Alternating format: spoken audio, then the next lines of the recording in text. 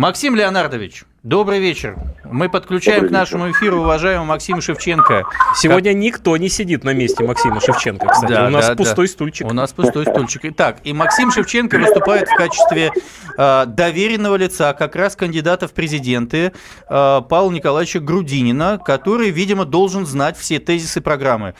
Насколько я понимаю, Максим Леонардович, вы слышали вот звонок предыдущего, значит, нашего слушателя Бориса. Самый финал слышал. Ну, мы спросили, а какие, собственно, программные решения есть у Грудинина, поскольку он за него голосует. Он не ответил. Ну, у Грудинина есть программные решения, фундаментальные, его стратегические, чтобы не перечислять все 20 шагов. Это заняло бы очень много эфирного времени. У него есть программный тезис. Вот в Конституции Российской Федерации написано, что Россия – это социальное государство. То есть государство, которое всеми своими действиями, созданием финансовой системы, системой протекционизма внутреннего рынка, создание политики рабочих мест, инвестиций в образование, в науку, заботится о своих гражданах прежде всего. Не о банкирах, не об избранных капиталистах, которые приближенные разного начальников, значит, разного уровня, а о гражданах.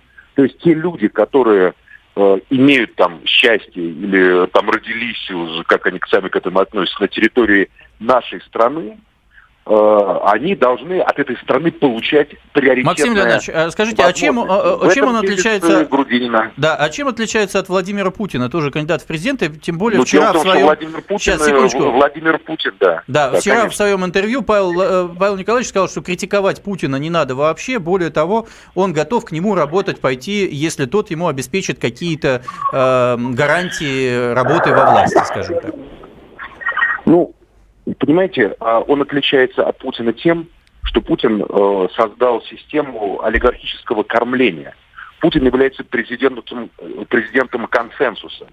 4 составляющие путинского консенсуса – это олигархи из 90-х, ну, например, Авен и Фридман, да? Угу.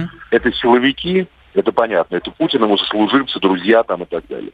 Это так называемые региональные бароны, там, Лужков, который уже в прошлом, Шамиев, Тулеев, там, не знаю, Примакова группа, так называемая. И это, на самом деле, назвать именами системный криминал.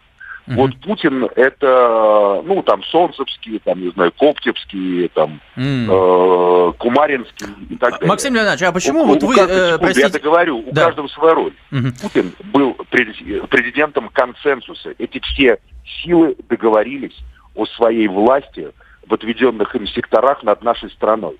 И они эту власть в своих интересах вполне осуществляли. С чего начнет Павел Николаевич, с чего начнет свою деятельность, если вдруг его изберут? Если вот Павел Николаевич стал президентом, да. я, во-первых, думаю, что Павел Николаевич, я бы ему это рекомендовал, как бы призвал бы к большой коалиции, потому что, безусловно, у Владимира Путина и у его соратников есть немало достижений, особенно во внешней политике.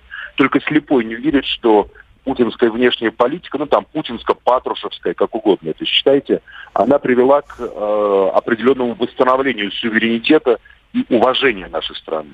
Но сегодня это суверенитет не страны, как совокупности граждан, 140 миллионов, а это суверенитет узкой группы элит, которые владеют нашей страной. Вот я считаю, что эти элиты должны поделиться с гражданами страной, собственно говоря. Сегодня страна гражданам, то есть нам с вами, не принадлежит.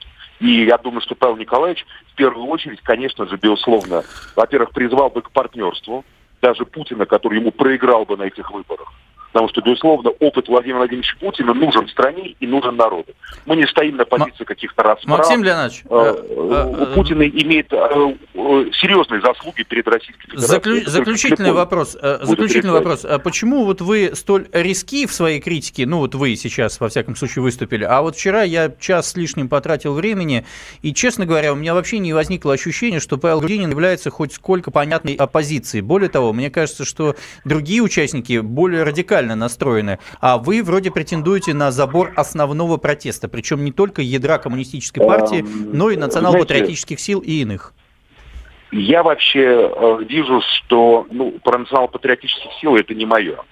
Я считаю, что этот союз совершенно не нужен, потому что я считаю, что национал-патриоты – это миф, который просто продали зачем-то Грудинину, предложили. Но я не верю, что... Вы имеете в виду Болдырева и компанию? Ну, я просто не знаю, что такое вот НПСР, на мой взгляд, это абсолютно выдумка просто, это мистификация. Но, во всяком случае, мы наблюдаем на всех пресс-конференциях Болдырева рядом с Грудининым. Это не ко мне, я не отвечаю, я не работаю на его компанию, поэтому я за это не отвечаю. Я отвечаю за свои взгляды и за то, почему я его поддержал. КПРФ – это реальная сила, это огромная парламентская партия, левая. К сожалению, не огромная, а слишком поскудневшая, скажем так, в последней государственной... Ну, все равно, знаете ли, 15% Думы, ну, там 12,5%. Парламент – это достаточно серьезная позиция. Понятно. Владимир Леонардович, завершаем. Да, поэтому почему Грудинин? Потому что Грудинин на самом деле в России вызрела проблема большого консенсуса, большой коалиции по типу германского, вот по типу немецкой большой коалиции между социал-демократами и христианскими демократами. Но я считаю, что надо прекратить войну, которая ведет власть сегодня против левой оппозиции. Левая оппозиция, она патриотическая, не потому что она болтает о патриотизме. Скажите, а кем будет работать Путин, если побеждает Грудинин? Вот последний вопрос, если можно коротко. Это вопрос к Павлу Николаевичу. Если бы я был президентом, я предложил бы Владимиру Владимировичу пост главы Совета Безопасности, безусловно. Спасибо большое. Максим Леонардович Шевченко был в нашем эфире. Доверенное лицо кандидата в президенты Павла Николаевича Грудинина. Мы обсудили основные подходы кампании Грудинина.